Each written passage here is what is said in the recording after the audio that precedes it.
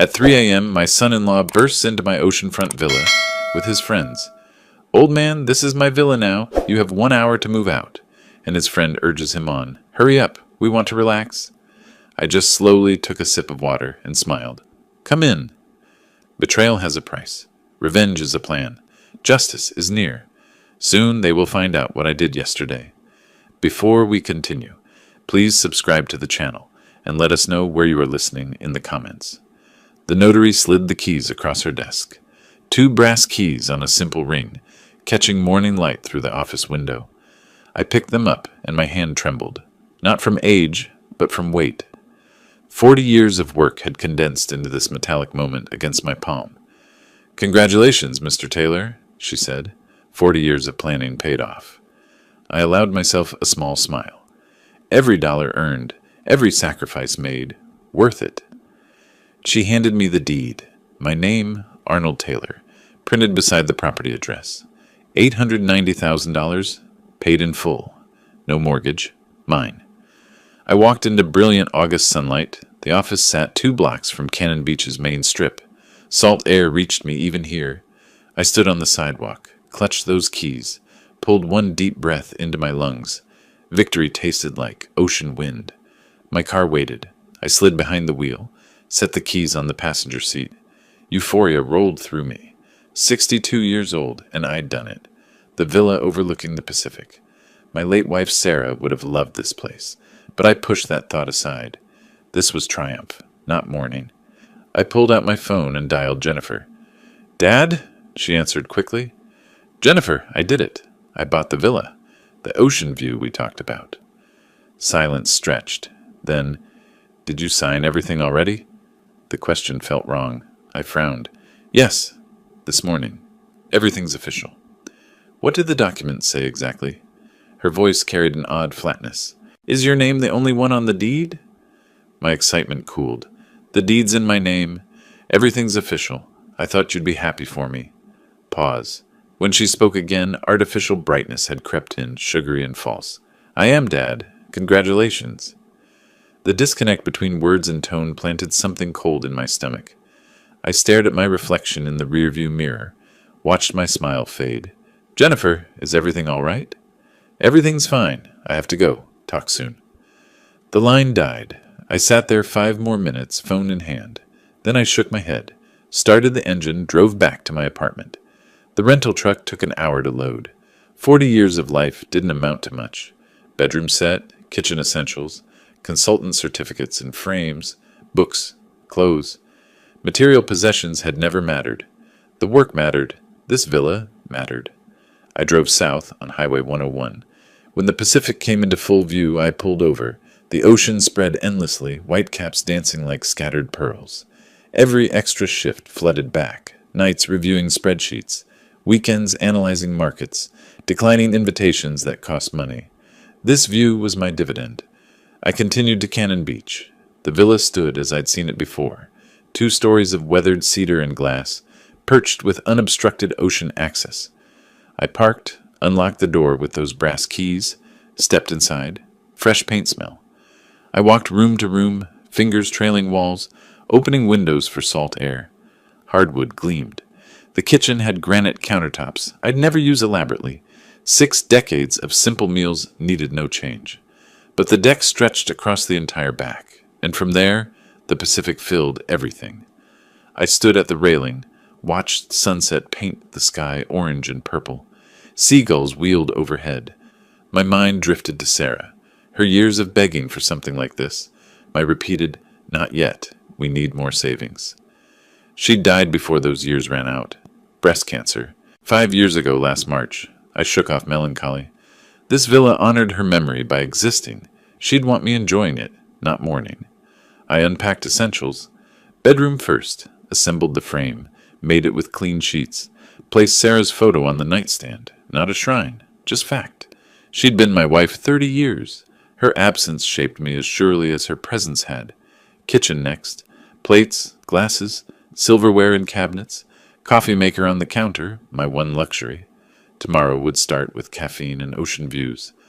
By 10 o'clock, exhaustion settled into my bones, the earned kind. I showered, changed, lay down. The window framed dark sky and darker water. Peace settled over me. Then my phone vibrated. Jennifer's name glowed. Midnight calls weren't her pattern. I answered immediately. Dad! That artificial brightness again. Kevin wants to bring you a surprise tomorrow. A housewarming gift. He'll come by early. I sat up. What kind of surprise? It's midnight, Jennifer. Just a housewarming thing. Words came hurried, rehearsed. He'll explain when he gets there. Jennifer, is something wrong? Nothing's wrong. See you tomorrow. The line died before I could respond. I stared at the phone, then at dark ocean beyond the window. Kevin, my son-in-law of 5 years, married to Jennifer in a ceremony I'd paid for completely. Kevin, who worked in commercial real estate, always evaluating things, calculating their worth. Kevin, who'd asked too many questions about my retirement savings last Thanksgiving. I set the phone down deliberately, lay back against pillows. But my eyes stayed open, fixed on ceiling shadows, moving with unseen waves. A surprise, at dawn, delivered by Kevin. Nothing about this felt like a gift. My jaw tightened. I reached for the water glass beside Sarah's photo, took a long drink, set it down with precise care. I didn't sleep that night. I waited. I lay in darkness, watching shadows crawl across the ceiling. The clock tracked time with cruel precision. 1 o'clock, 2 o'clock. My phone sat silent. I picked it up twice. Considered calling Jennifer, set it down both times. Whatever was coming would arrive regardless. At 3 in the morning, pounding started. 3 sharp bangs against the front door. Violent, demanding. I jolted upright, heart hammering. More pounding followed. Rapid and aggressive. Male voices outside, loud, slurred. I swung my legs out, sat on the bed's edge. My pulse needed steadying. Another series of violent knocks shook the frame. I stood, moved through darkness toward the kitchen. The pounding continued. I didn't hurry. I walked to the sink, turned on overhead light, filled a glass with cold water. The liquid caught light, clear and steady. I raised it, drank slowly, deliberately. Cold traveled down my throat, spread through my chest, calmed the adrenaline. More banging, voices rising. I set the glass down, refilled it, carried it toward the door. My hand was steady now. I stood before the door without opening. Who's there? A male voice boomed back, thick with alcohol. Open up, old man. Time to talk. Kevin. I recognized him, even distorted by drink. Other voices murmured behind, at least 3. I took another sip, set the glass on the entry table. State your business. Kevin laughed, sharp and cruel. My business? This is my villa now. You got 1 hour to pack and leave. I stood still, absorbed those words, turned them over like coins. Then I reached for the doorknob, pulled it wide. Kevin swayed on my doorstep, flanked by 3 men. Scott Miller I recognized immediately. Kevin's college friend, property developer with too much confidence. The other 2 were strangers. All wore polo shirts and cargo shorts, dressed for a beach party involving substantial alcohol. Beer smell hung around them like cologne. Kevin's aggressive posture faltered when he saw my expression. No fear, no anger. I smiled. Small, knowing, controlled. I stepped aside, gestured inward with open palm. Come in. Kevin hesitated. His friends shifted, uncertain. This wasn't expected. I said, come in. My voice was silk over steel. You wanted to see the villa? See it. Kevin entered first, trying to reclaim swagger. Others followed. I closed the door behind them, walked past Kevin to living room windows, pulling back curtains. Moonlight flooded the space. I wanted to see them clearly. Scott made a crude comment about finally getting a decent beach house. I didn't react, just stood holding my water, watching them spread through my living room like stains. Kevin turned, planting his feet wide. Where are the property documents? You're signing them over. Jennifer said you'd cooperate. I set my glass on the coffee table with precise care. The small clink punctuated silence. Jennifer said that. Yeah. Kevin crossed his arms, trying to project authority his drunkenness undermined. So get the papers. We don't have all night. I looked at him directly. Tell me, Kevin, did Jennifer mention what I did yesterday? Kevin scoffed. What you did, you bought a house. So what? I let my smile widen fractionally. Not just that. There were other arrangements, legal ones. Scott stepped forward, emboldened by numbers. What's he talking about? I picked up my glass again, took another slow sip. You'll find out, soon enough. But since you're here, take a look around. Consider it your first and last tour. Kevin's face reddened. First and last? We're moving in next week. Jennifer already picked furniture. Are you? I kept my voice soft, almost gentle. We'll see. The ambiguity landed like a slap. Kevin glanced at Scott, who shrugged. One unnamed friend shifted nervously near the doorway. Kevin tried rallying aggression. Listen, old man, I don't know what game you think you're playing, but this villa belongs to us now. Jennifer's your only child. She inherits everything eventually. We're just speeding up the process. Speeding up, I repeated, tasting the phrase. Interesting choice of words.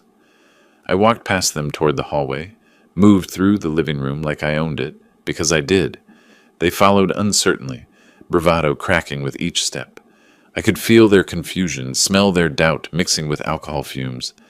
Kevin tried once more. Where are you going? You asked for documents. I stopped, looked back over my shoulder. I'm getting documents. I continued toward my study, the room I'd set up that afternoon with particular care. My desk, filing cabinet, safe.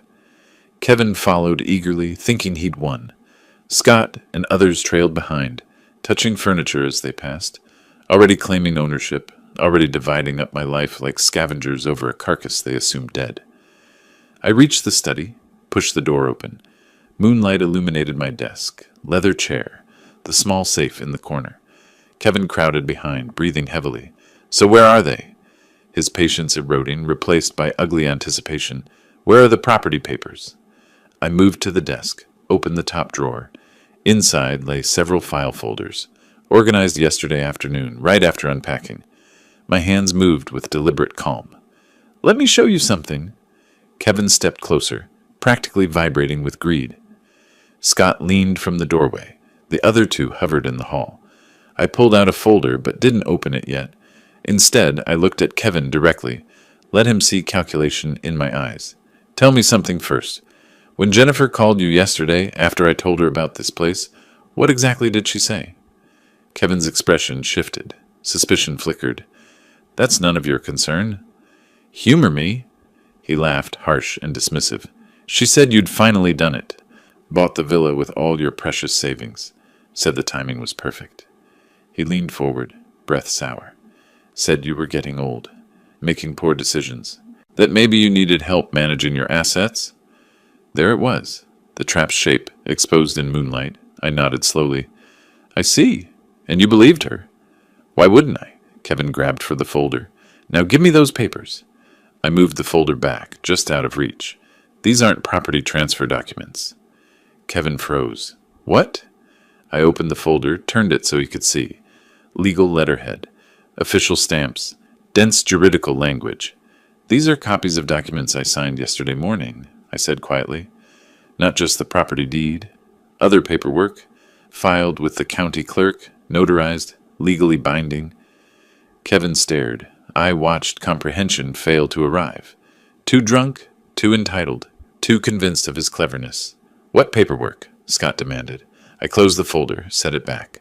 Let's say I've taken certain precautions against exactly this situation. What situation? Kevin's voice rose. I took a final sip.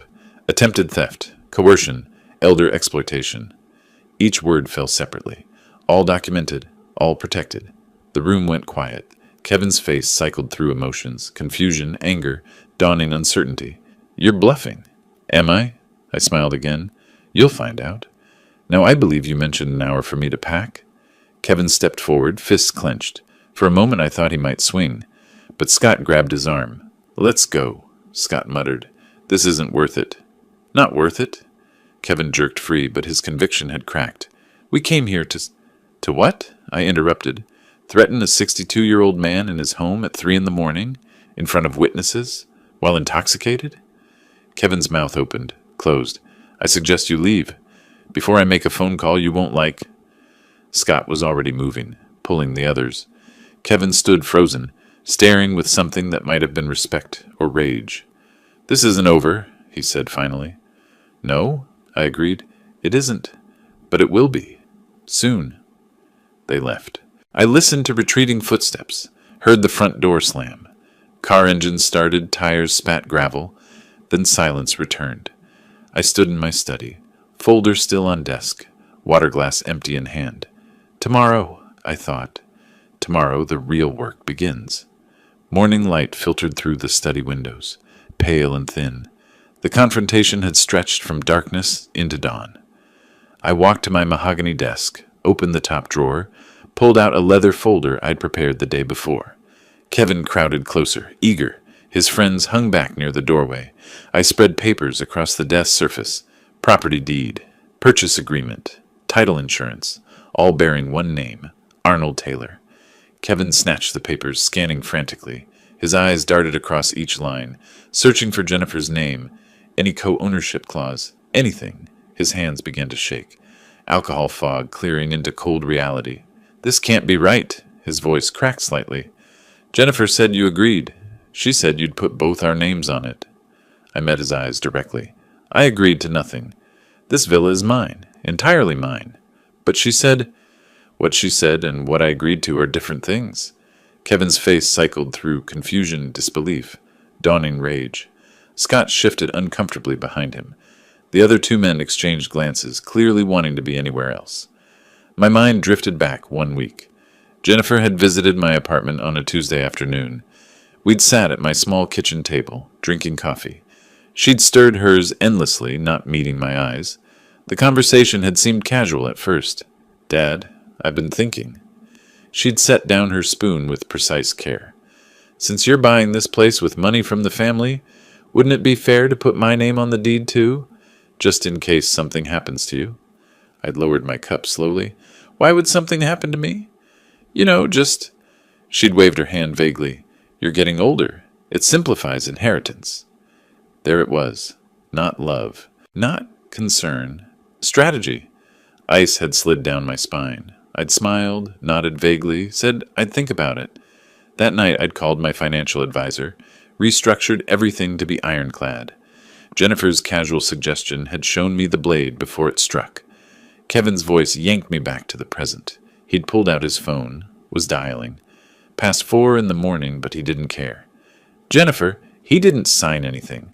The villa's still his. I could hear her voice through the speaker, high-pitched and panicked. That's impossible. He promised. He promised nothing. We look like idiots. Well, whose idea was it to show up drunk at 3 a.m.? Kevin's face reddened. Your intelligence was wrong. You said he'd cooperate. I said he was considering it. You decided to rush in like what? Like we had an agreement? Their argument escalated. Scott and the others shifted uncomfortably, realizing they'd walked into family disaster, not simple takeover. I let them argue, let them expose themselves fully. Then I spoke, cutting through their chaos. You have 24 hours. Kevin spun toward me. 24 hours for what? I gestured toward the door. To leave my property and never return. After that, I called the police. Trespassing charges. Breaking and entering. Attempted coercion. Your choice. Kevin's flush deepened. You can't do this. We'll sue. Jennifer will sue. You're too old to manage this place anyway. We'll prove you're incompetent. My smile felt thin, sharp against my teeth. Try it. I have 40 years of financial records proving competence. What do you have? Entitlement? Kevin took a step closer, aggressive posture returning. We'll find a way, old man. Lawyers, doctors, whatever it takes. You think you can just cut out your own daughter? I didn't flinch. I'm not cutting her out. She cut herself out when she decided I was a bank account instead of a father. The words hit like a slap. Kevin's mouth opened, closed. For a moment he had no response. Scott muttered from the doorway, Man, let's just go. This is done. They retreated. Kevin paused at the threshold, tried to rally one last time. This isn't over. It is for tonight, I said quietly. Don't come back. The door closed behind them. I stood alone in my study, documents still spread across the desk. Dawn light strengthened through the windows, painting everything gold and cold. I walked to the window, watched their car lights disappear down the coastal road. The sound of the engine faded into morning silence. Relief and awareness warred in my chest. This was just beginning. I gathered the documents, placed them back in the leather folder. My phone buzzed against the desk. Jennifer's name glowed on the screen. 1 ring, 2, 3, 4. I didn't answer. The buzzing stopped. Silence returned. I set the phone down and spoke aloud to the empty room. Now it begins. My hand reached for the desk drawer, pulled it open. Inside lay a business card I'd placed there yesterday, anticipating exactly this moment. Rebecca Young, attorney at law, estate planning and elder law. I picked up the card, turned it over in my fingers. The weight of what came next settled over me. Tomorrow I would make the call. Tonight I needed to think. I left the study, walked through my villa as sunrise filled every room with light. This place was mine. I'd earned it, and I would defend it with everything I had. The next day, late morning, I sat in a downtown law office waiting room, dressed formally, button-down shirt, pressed slacks. The business card from last night was back in my wallet. Professional surroundings, muted colors, legal magazines, receptionist typing quietly. "Mr. Taylor, Ms. Young will see you now." I rose, carrying my leather folder, followed her down a short hallway. Rebecca Young's office was modest but professional. Law books lined the walls. Framed diplomas hung beside the window, overlooking downtown traffic. She stood when I entered, early 40s, sharp eyes, firm handshake. "Mr. Taylor, please sit." I settled into the chair across from her desk, set the folder between us. "Tell me what's happening," she said, pen poised over a legal pad. I explained. The villa purchase. Jennifer's suggestion, Kevin's 3 a.m. invasion, the threats. She listened without interrupting, took occasional notes. When I finished, she set down her pen. "My retainer is $350 per hour. Estate law can get expensive. I'll pay it." My voice came out flat, certain. "I didn't work 40 years to be cheated by family." She nodded. "You mentioned possible legal action from them. They're claiming I'm not competent to own property." Her eyebrows rose fractionally. "Based on what evidence?" "Based on wanting my money." A brief smile crossed her face. "I'll need all your documentation. Property deed, financial records, any communications with your daughter or son-in-law?"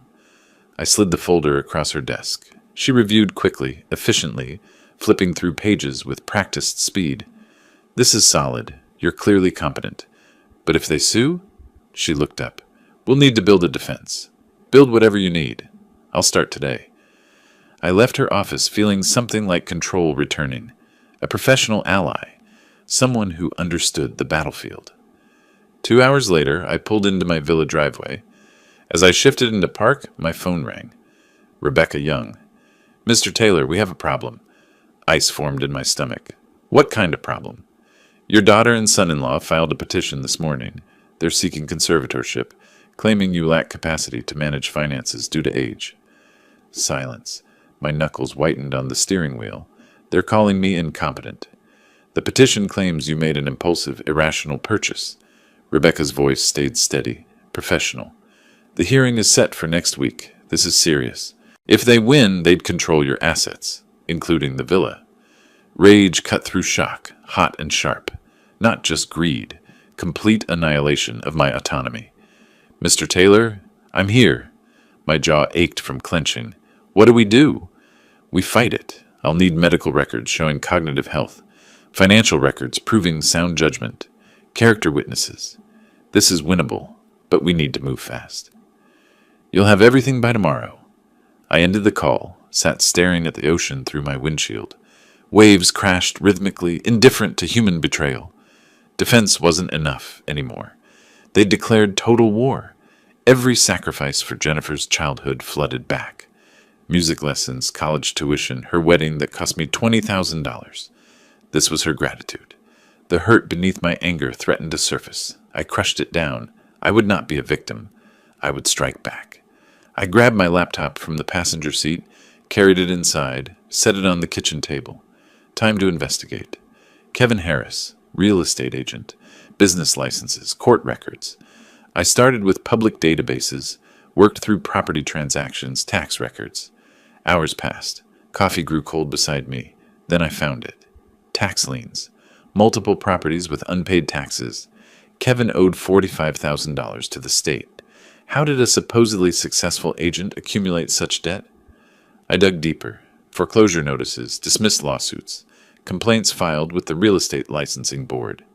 Kevin's business was barely surviving, held together with borrowed money and false confidence. Suddenly, the villa grab made perfect sense. Not just greed, desperation.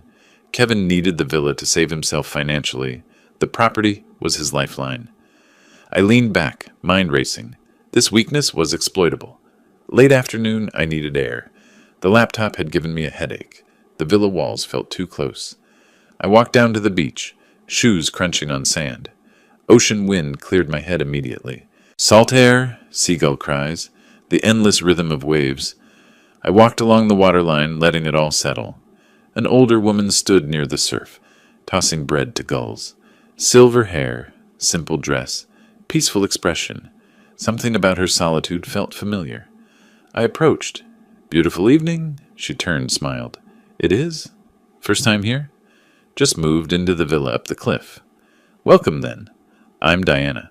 Diana Clark. 2 houses down from yours." "Arnold Taylor." We shook hands. Her grip was firm. "Recent retiree?" she asked. "Very recent. You?" 5 years now. Moved here from Seattle. Best decision I made." "What did you do there?" "Law practice. Corporate litigation, mostly." Something in her tone suggested painful history. "And a family that forgot I was more than a checkbook." The words hit me squarely. I must have reacted because she noticed.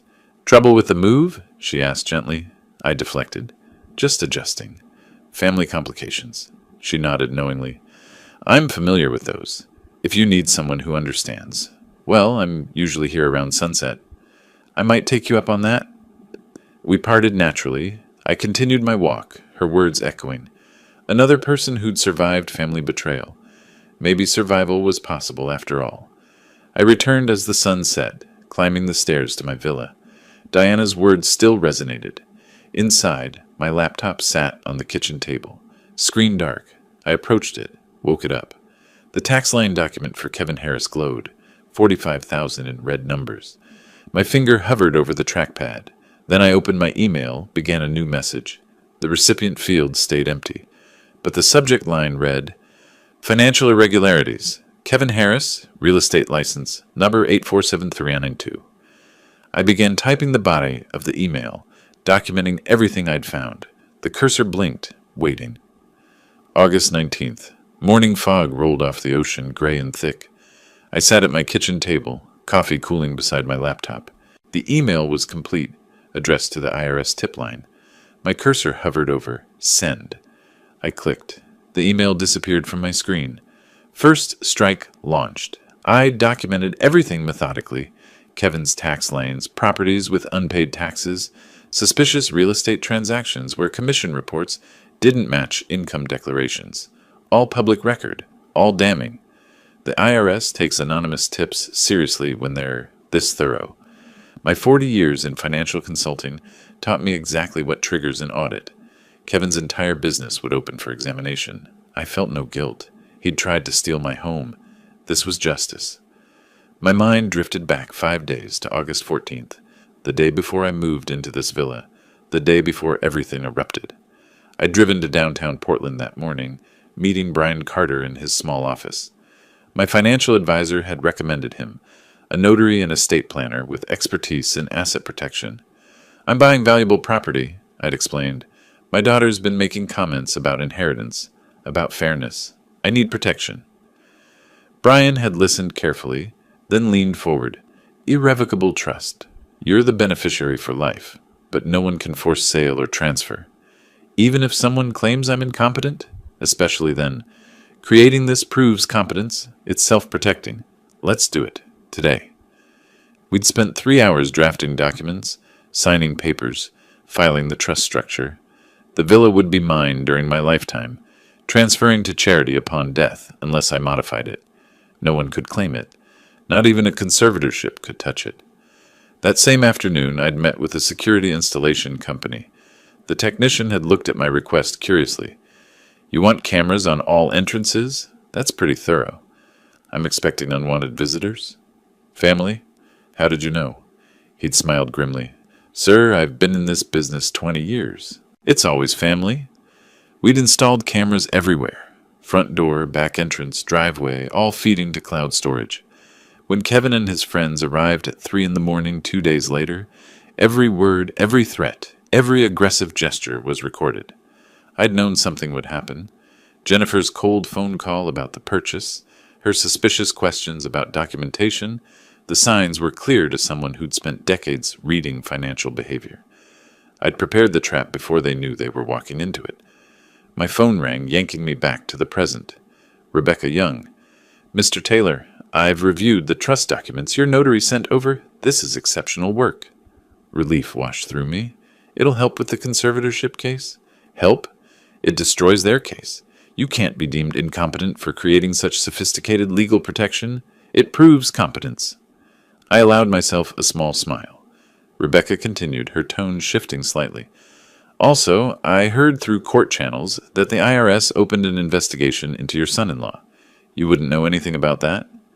My voice stayed carefully neutral. I know he has tax problems. Public record. A pause. Then, of course, public record. Convenient timing. She understood exactly what I'd done. Professional respect colored her tone. Late afternoon, I walked down to the beach. Diana was there, same spot as before, watching gulls wheel overhead. How are your family complications? She asked as I approached. Something about her made me feel safe. I shared more than I'd intended. The lawsuit, the conservatorship claim, my countermeasures. Diana listened without judgment. Then she spoke quietly. 3 years ago, my son claimed I was showing signs of dementia. Tried to get power of attorney over my assets. Her voice hardened. He'd been forging my signature on checks. I stopped walking. What did you do? I fought back, exposed him, cut him off completely. She met my eyes. Family ties don't excuse theft. They tried to erase your autonomy. She's still my daughter. And you're still her father. That's why it hurts. But it doesn't make you wrong. When does it stop hurting? Diana bent down, picked up a piece of driftwood, turned it over in her hands. Weathered, scarred, but intact. When you accept that you saved yourself, that's worth celebrating. We walked in silence for a while. The ocean rhythm steadied something inside me. As twilight deepened, Diana paused at the path to her house.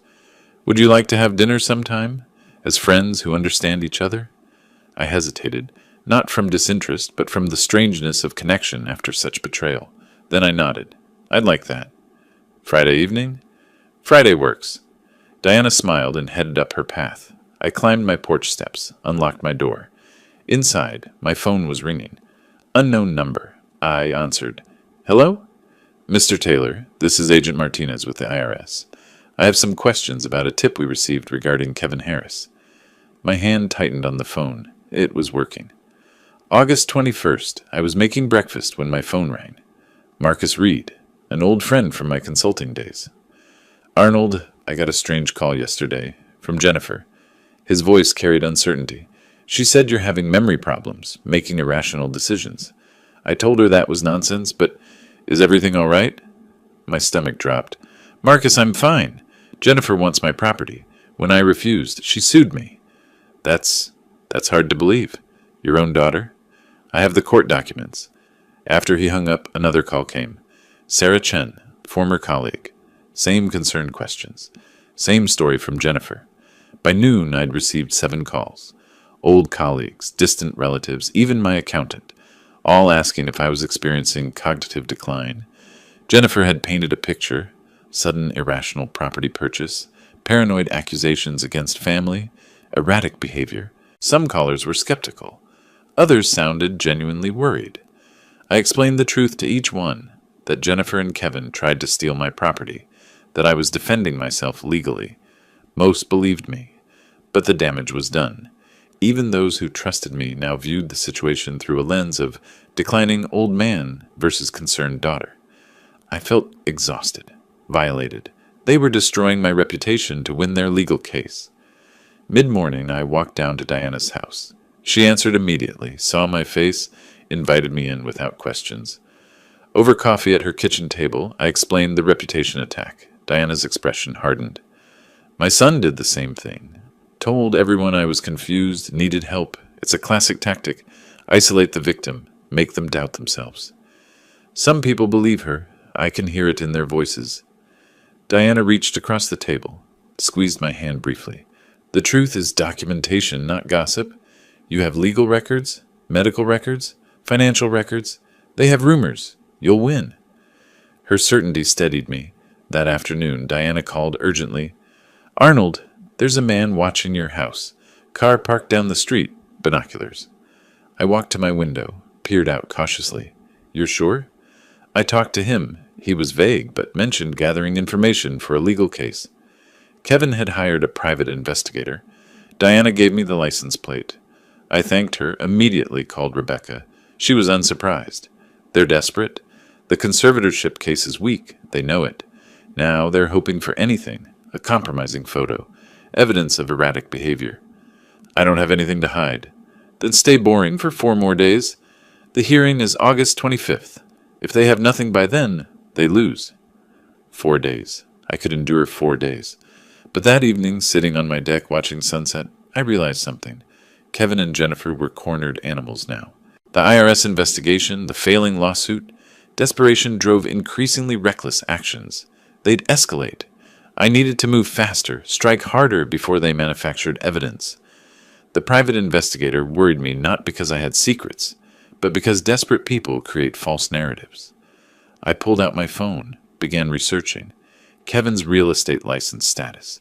If he owed $45,000 in taxes, if the IRS was auditing him, the Oregon Real Estate Agency might be interested. Professional licenses require ethical standards. Tax fraud violates those standards. I drafted another anonymous tip, this time to the state licensing board.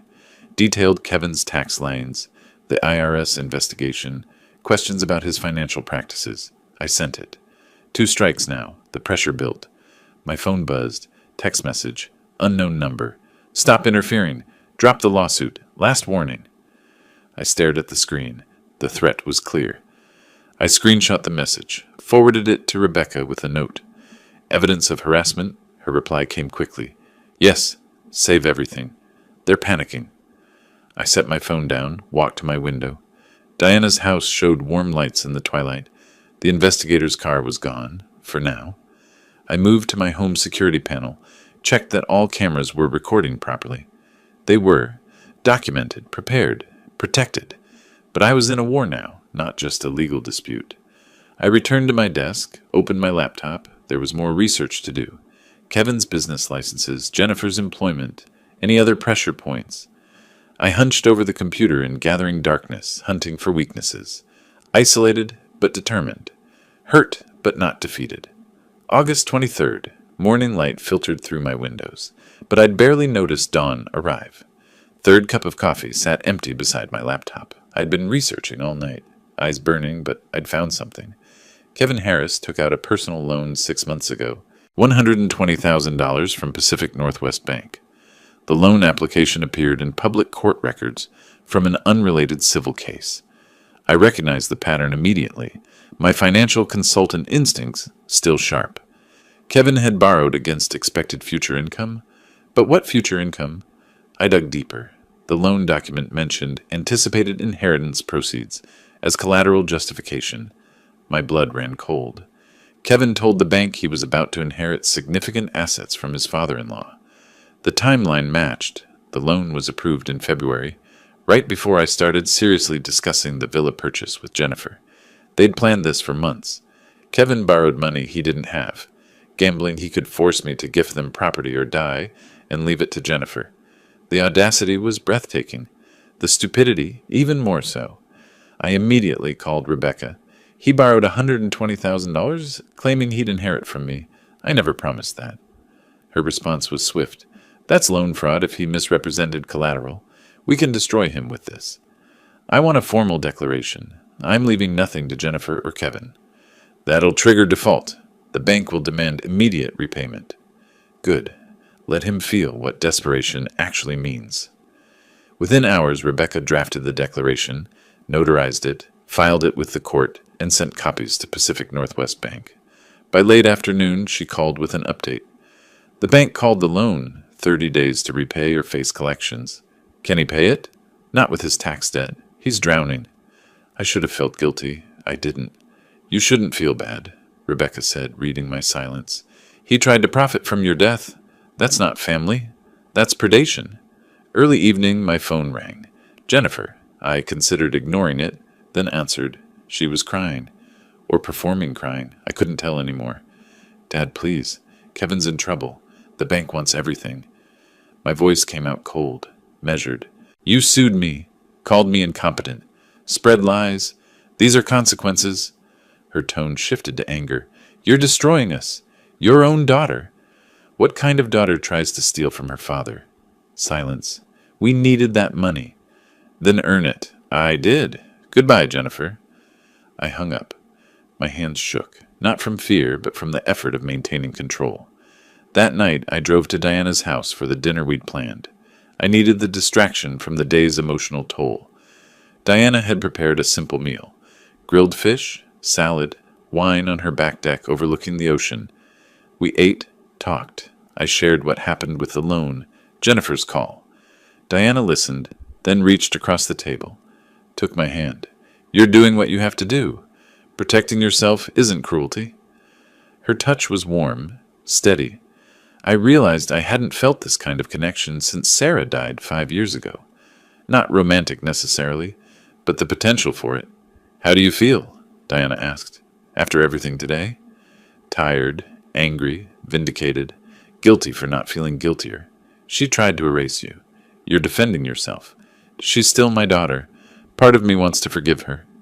Forgiveness requires acknowledgement of harm. Has she acknowledged anything? I thought about Jennifer's call. No, just complained about consequences. Then you have your answer. We watched the sunset together. Diana leaned her head on my shoulder briefly. I let myself feel something other than anger for the first time in weeks.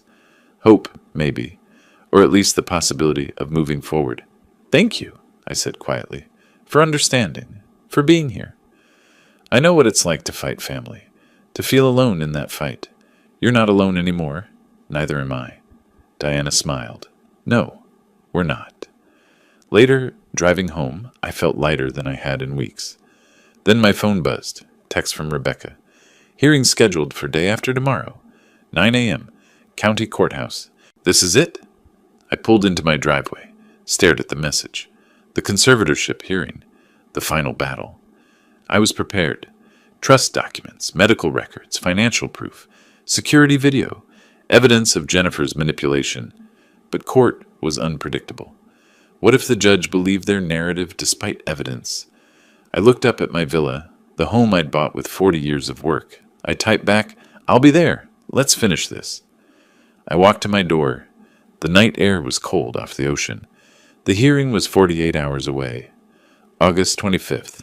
I stood before my bathroom mirror, adjusting my tie. 3 hours of sleep, maybe. Spent mostly reviewing documents, running through potential questions.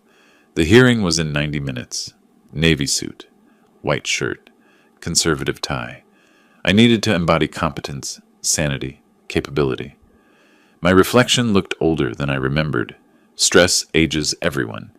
But my eyes were clear, focused. I gathered my documents, checked my phone. Diana, you've got this. Call me after. Rebecca, meet me at courthouse entrance, 8:30 a.m. I responded to both, then drove downtown. Rebecca waited outside the courthouse at exactly 8:30.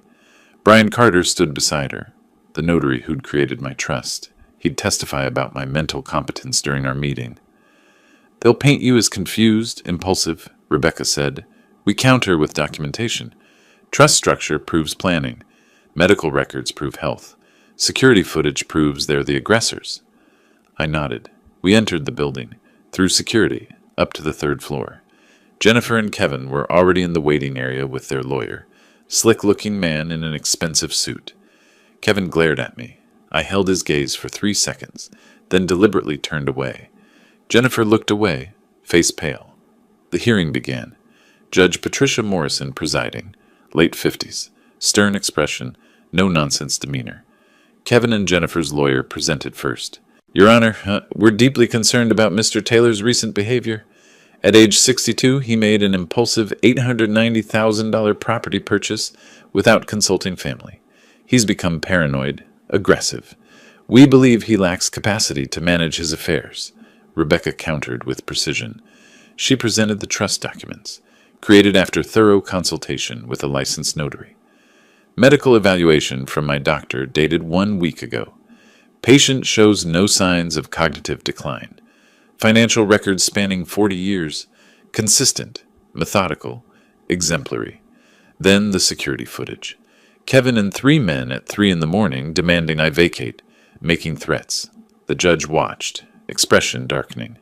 Rebecca introduced evidence of Kevin's $45,000 in tax debt, the $120,000 loan obtained under false pretenses, the IRS investigation. Your Honor, this isn't about concern for Mr. Taylor's well-being. This is about financial desperation and attempted theft.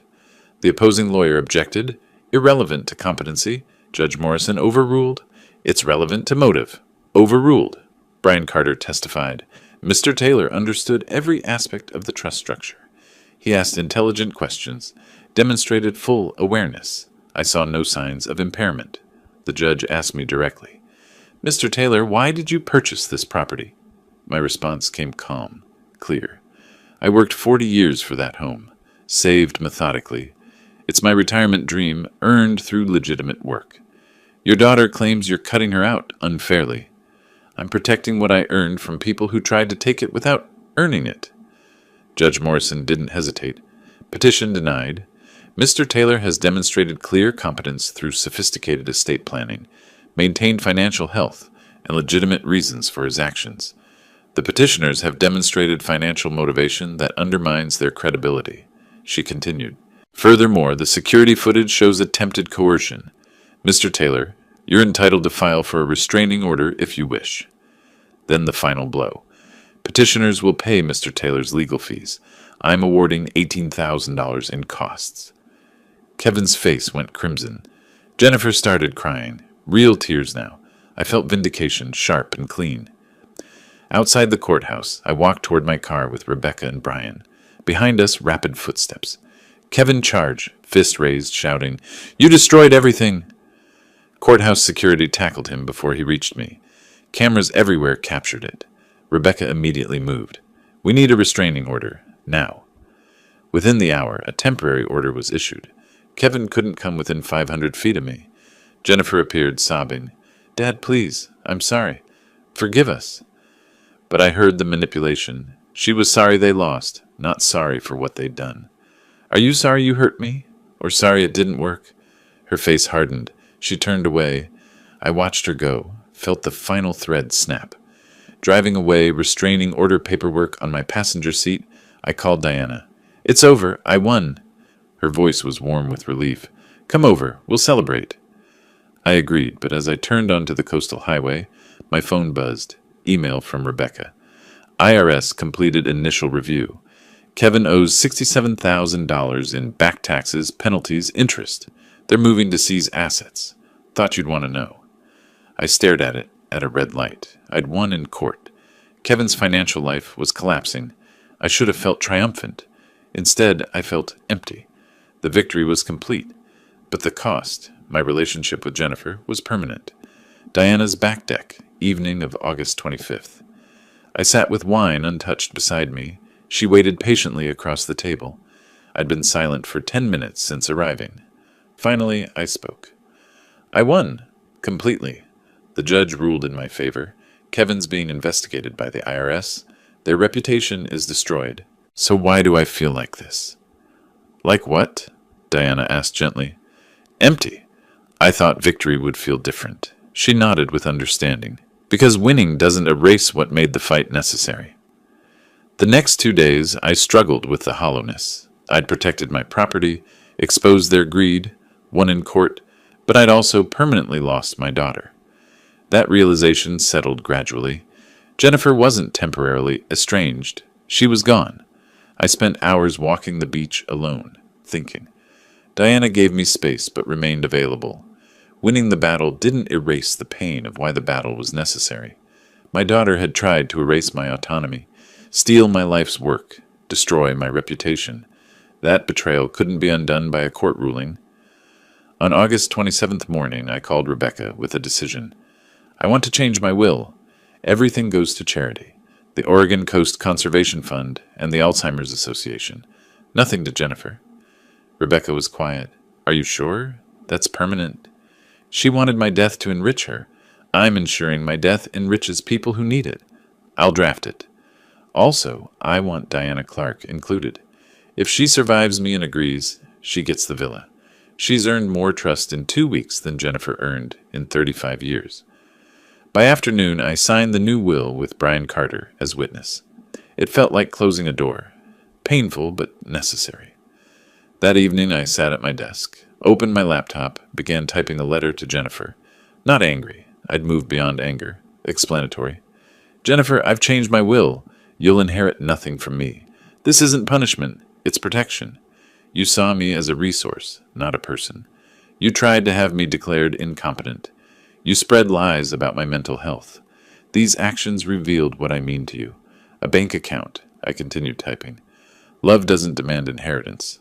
Love doesn't require someone's death to benefit. Real love celebrates their life. I loved you as a father. I provided everything you needed and most of what you wanted. But I won't let you erase my autonomy or steal my dignity. If you ever genuinely change, not because you want money, but because you understand what you did wrong, contact me. Until then, goodbye. I read it 3 times, then sent it. The moment the email left my outbox, something released. Through Rebecca's contacts and Diana's observations, I learned how thoroughly Kevin and Jennifer's life had unraveled. Kevin's real estate license was under ethics review. His business effectively ended. No one trusts an agent who can't manage his own finances. Jennifer lost her administrative job. Her employer worried about liability after learning about the conservatorship attempt. Their reputation in Cannon Beach's small community was destroyed. The story spread. They tried to steal from her elderly father, claimed he was incompetent, lost spectacularly in court. I felt no satisfaction in their suffering, but I didn't feel guilt either. They created this outcome through their choices. What I didn't know, Jennifer sat in their small rental apartment. They'd lost their house, couldn't afford the mortgage, laptop open, composing her own letter. For the first time, she wasn't calculating maximum effect. She was genuinely confronting what she'd done. Dad, I destroyed everything. Not you, me. Kevin and I saw you as money, not a person. We convinced ourselves we deserved your property because we were family. We were wrong, grotesquely wrong. I don't expect forgiveness. I don't deserve it. I just need you to know. I finally understand. I'm sorry. She read it, cried real tears, but she didn't send it. Not yet. She needed to prove change through actions, not words. The letter sat in her drafts folder. Late evening of August 27th, I sat on my deck watching the ocean under moonlight. My phone beside me, waiting to see if Jennifer would respond to my email, though I knew she likely wouldn't tonight. Diana was inside, making tea. I reflected. 40 years of work protected, my autonomy defended, my dignity preserved. But also, my daughter lost, possibly forever. I wondered if she'd ever understand what she did, if she'd ever genuinely change. Diana emerged with 2 teacups, handed me one, sat beside me. What are you thinking? I considered. That I won the war but lost something irreplaceable in the process. Diana took my hand. Sometimes that's the price of survival. The question is, what do you do next? I squeezed her hand. Good question. August 29th morning, I woke in my villa bedroom, sunlight streaming through ocean-facing windows. For the first time in 2 weeks, I'd slept through the night. No anxiety dreams. No jolting awake at 3, remembering Kevin's invasion. I lay there, listening to seagulls and waves, feeling something unfamiliar. Peace. Not happiness yet, but the absence of constant threat. I rose, made coffee, walked onto my deck. The ocean stretched endlessly blue and calm. My phone showed a notification, an email received overnight. From Jennifer. My stomach tightened reflexively, but I didn't open it immediately. Whatever it said could wait until I was ready. I spent the morning doing ordinary things, drinking coffee, reading news, watering the small garden I'd started it on my deck, deliberately normal activities, reclaiming routine after weeks of battle. I thought about what I'd accomplished, property protected through trust structure, legal victory in court, antagonist schemes exposed and defeated.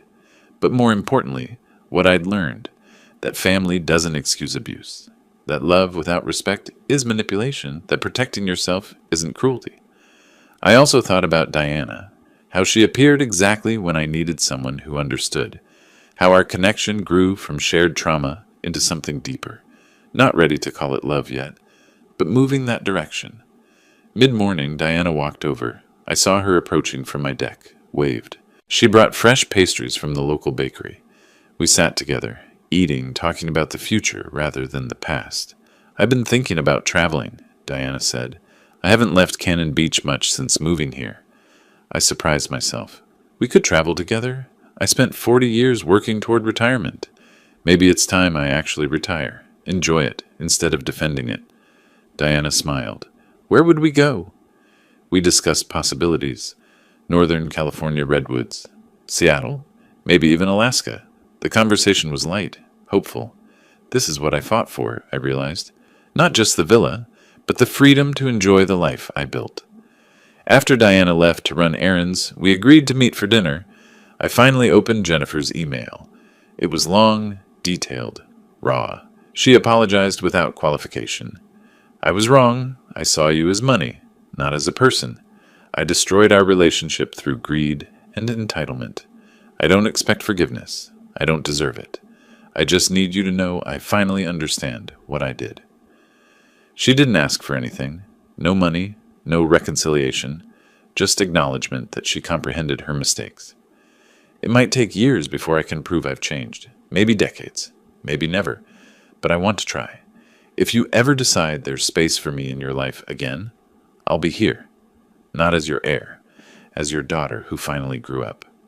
I read it 3 times. The letter felt different from her courthouse tears.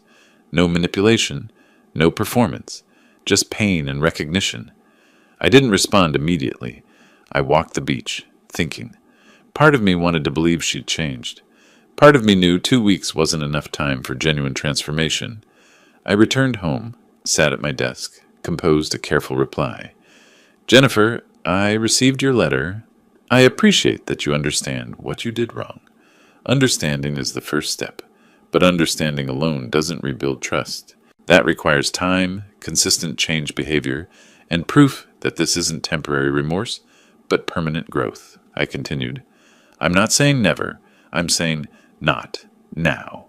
If you're serious about change, show it through how you live your life over the next year, 2 years, 5 years.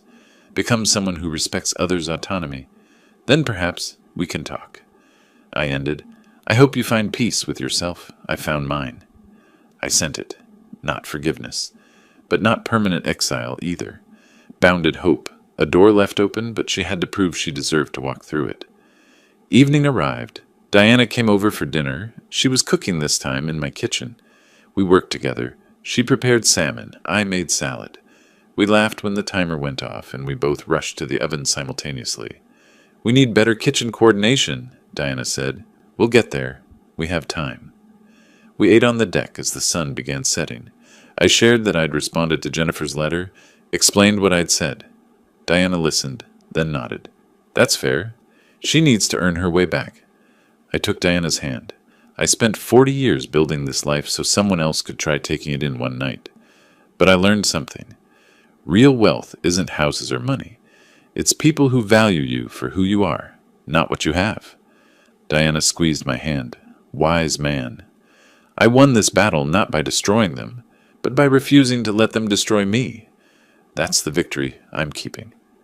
We watched the sun sink into the Pacific, painting the sky orange and gold. I felt something I hadn't felt since Sarah died. Contentment. Not the absence of pain, but the presence of genuine possibility. Whatever came next, travel, deeper relationship with Diana, perhaps eventual reconciliation with Jennifer if she proved herself, I'd face it as someone who knew his worth and refused to compromise it.